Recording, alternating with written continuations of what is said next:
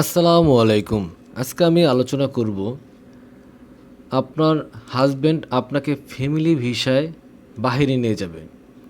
এখন তার পাসপোর্টে স্ত্রীর নাম কি দেওয়া আছে তার উপর ডিপেন্ড করে আপনাকে পাসপোর্টটা তৈরি করতে হবে। তো এই বিষয়ে আজকে আমি বিস্তারিত ধারণা দেওয়ার চেষ্টা করব।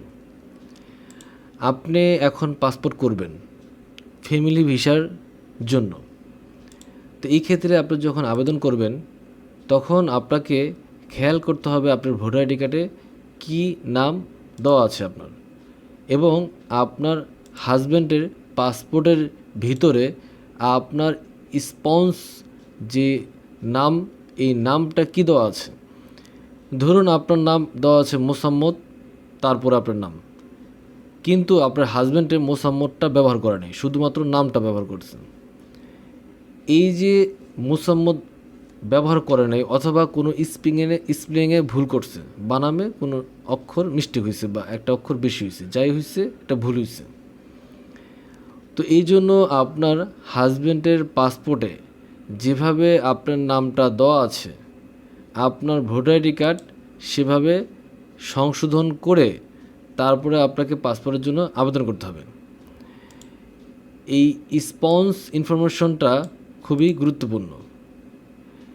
এখানে আপনার স্পন্স নাম ব্যবহার করতে হয়, এরপরে তার এনআইডি কার্ড নাম্বারটা ব্যবহার করতে হয়। যদি এনআইডি কার্ডের নাম্বারটা ব্যবহার নাও করেন অপশনাল হিসাবে এটা, তারপরও সমস্যা নেই, কিন্তু দিলে সবচেয়ে বেশি ভালো হয়, তাহলে ফ্যামিলি ভিসাটা পাওয়ার জন্য সুবিধা হয়।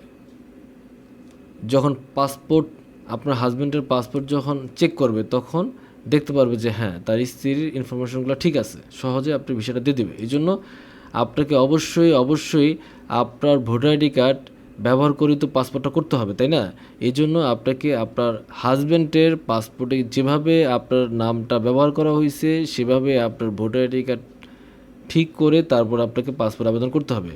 সহজ কথায় বলতে গেলে আপনার হাজব্যান্ড যেহেতু আপনাকে ফ্যামিলি ভিসায় নিয়ে যাচ্ছে, সেক্ষেত্রে আপনার তথ্যের সাথে তার তথ্য মিলতে হবে। সে যে তথ্যটা পাসপোর্টের ভিতরে ব্যবহার করেছে এই তথ্যটার সাথে আপনার যে ভোটার আইডি কার্ড আছে এটা অ্যাকুরেট মিল থাকতে হবে, তারপরে আপনাকে ফ্যামিলি ভিসার জন্য আবেদন করতে হবে। এই ছিল আজকে আমাদের বিষয়। আশা করি বিষয়টা বুঝতে পেরেছেন। পরবর্তী ভিডিও দেখার জন্য আমন্ত্রণ রেখে আজকের মতো এখানেই। আল্লাহ হাফেজ।